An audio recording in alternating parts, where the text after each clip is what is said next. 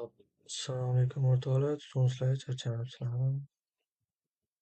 Bugun NZD-CAT'dagi long ссылкачani ko'rib chiqamiz. Просто bu как tasdiq olish darsi ham bo'ladi, tipi shunaqaroq.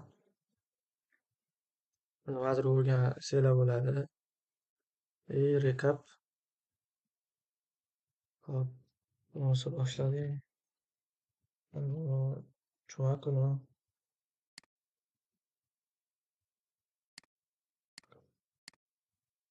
kuni NZD-CAT ochdimmi? Bitta bir blogdan reaksiya qilayotgan edi. Mana bu mana shu Kindle o'zi ishlab oldik biza. Shu unda bir hobbydan Audiobookdan reaksiya olayotgan edi. Va men H1 qaradim keyin. H1 qarasam, H1da nimadirlar bor. Nima bor? Sweep bor. Bu katta sweep, buni qo'llovini LTL deb oldim. ITL. Intermediate Terminal deb oldim.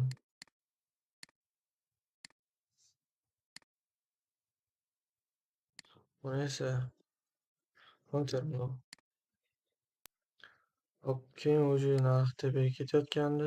Bitta target kerak emasdi menga.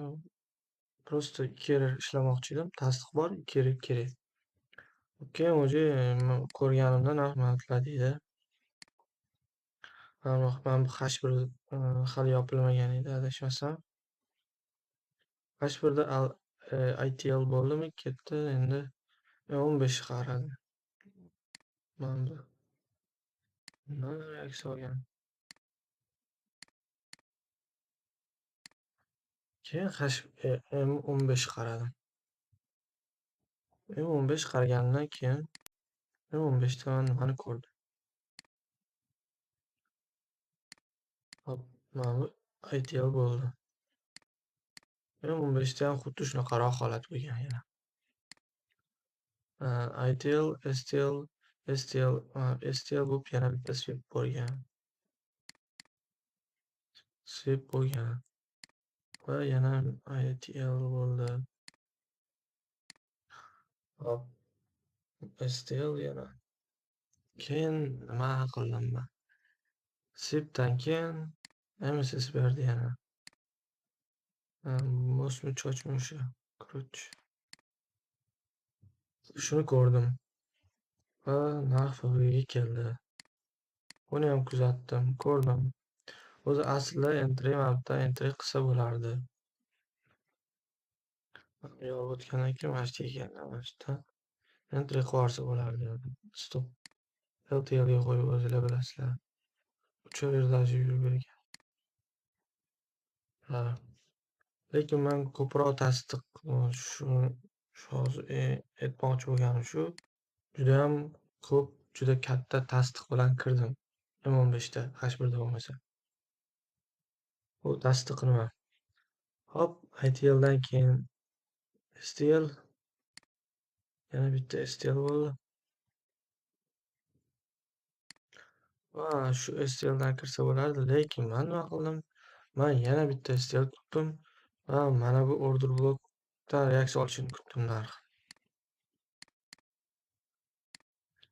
Xuddi mana shu order blokka kelishini kutdim. STLdan chiqib, mana shu FVGdan reaksiya olishi full tasdiqlandi bu yerda.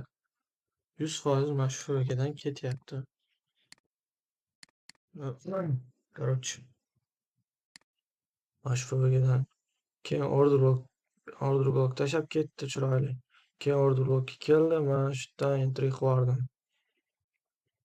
Shu yerdan bozorga kirdim do'stlar. Stop ITL ga qo'ydim.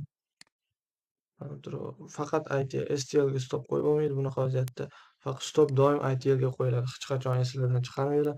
Stop hech qachon to'g'ri kelgan mana bu lovlarga hech qachon stop qo'yilmaydi. Mana bu lov işte har bitta lov stop qo'ysa bo'ladi degan joy emas. Faqat har doim endi bu noto'g'ri bo'lishi mumkin, bilmadim. Men faqat swip qilgan lovga stop qo'yaman. Swip qilib MSS bergan lov. Har doim men stop mashitga qo'yaman. Hop, 2 error kerak edi bizga. O'sha 2 errorimizni oldik do'stlar. Mana ko'rib turibsizlar. O'ta go'zal, beautiful обработка. Orcha bitta mana ko'rib turibsizlar. Nechta tasdiqlab MSS juda ITL, STL, yana ITL kelyapti, yana STL kelyapti. King order blokdan kiryapman. Juda ko'p tasdiqlar bor. FBG order blok yana order bloklardan reaks olganman. FBG breakerdan reaks olganman. Antoni breaker blok bo'ladi, bundan reaks olgan. Va oxiri ketishiga amin bo'lganimizdan keyin naqa qilingan, короче, nima edi? Entry qilingan. Va tipini mana shu yerga qo'ydim.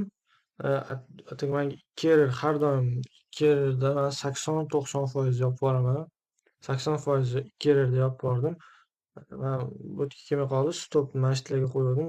O'sha stop oldi. 20%. 80% atak yopib yuboriladi. Mana o'sha entry hozir. Hozir ko'rsataman. NZD cat mana entry o'sha M15 order bookdan. Mana bu 2 yerda 80% yopdim. Men 50% yopdim, men yana qanchadir yopdim. Xullas ozgina qoldi. Stopni men bu lowga qo'ydim. Mana stop oldim. Uncha asosiysi menga faqat 2 error kerak. Shu sizlarga maslahat beraman, faqat 2 errorda ishlash. Endi ko'plar faqat errorga qaramaydi hech qachon. Buy side, sell side'da chiqib ketadi. Masalan, Shahroz akalarni ko'rsanglar. Shu narsani qilishga harakat qilib ko'rganman. Ko'pincha 80-90% entrylarim 2 error yuraverib, buzib yutganlardi. Keyin nima qilaman? 2 error ushlayman dedim. Вот. NZD cat, NZD, USD ikkalasi bir xil yuradi o'rtalar. Shuning uchun NZD, USDda ham bitta сделка qilib yubordim. Uni ham ko'rib boramiz. Narx qayerda edi unda? Narx mana bu order bookdan reaksiya oldi. Mana bu bitta FB'dan ketayotgan edi. Men nima dedim? Agar narx mana shu candledan tepada yopilsa, shunaqangi adashmasam mana shu candledan tepada yopilsa dedim, nimadir dedim, короче, mana shu candledan tepaga chiqsa, narx buyga kiraman dedim. Bu yerda bir ko'rsatib ketaymi? Bu yerda bir order block bor edi. Shu order blockdan reaksiya olayotgan edi.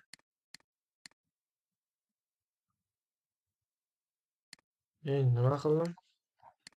H1 bo'lganim uchun H1 FBGdan qaramdi. Keyin M5 ga o'tkazib yubordim. M5 da nima bor edi? M5 da ham bu yerda ham juda ko'p narsa bor edi. M5 da birinchi swip sell side'larni yechgan. Swip kirgan bilasizlar shu. Bu swip stop qo'yish uchun juda yaxshi narsa edi. Короче, shunaqa edi. Keyin nima qildim bu yerda?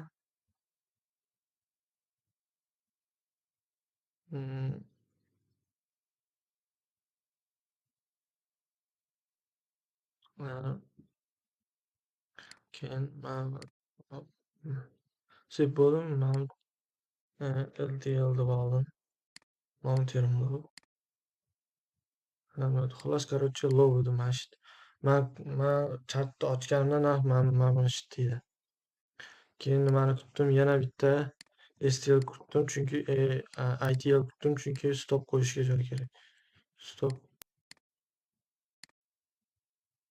aytganimdek yana shu ITL kerak edi menga. ITL hosil bo'ldi va narx mamnun tepaga chiqdi. Narx bo'tdan tepaga chiqdi. Hop, narx ITLdan keyin MSS berdimi? Ha, MSS berdi. Shu yerdan kirdim.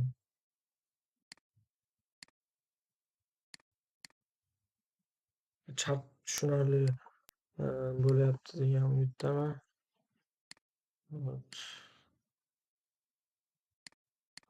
Shu buy side target qildimmi? Keyin nima qilmoqchi? Hop, mana shu buy side target qildim. FBGlardan entry qilmoqchi edim. Mana shu adashmasam shu mana FBGlardan entry qildim. Bu yerda ham 2R chiqib ketdik do'stlar. Mana o'sha siz ko'rib turgan 2R 2RR shunaqa do'stlar. Ikkita analiz o'xshab edi. Ikkalasiga adashmasam bittasiga 1%, bittasiga 0,5% risk qildik va bizga plus 1,5% почти foyda olib keldi bu ikkita сделка. Va keyin o'sha kuni yana bitta. Xullas buni tushundinglar. Shunaqa ishlayverasizlar. LTL, STL, LTL, STL, MSS bormi? Любой bitta PDRAdan kiraverasizlar. Shunaqa do'stlar. Okay.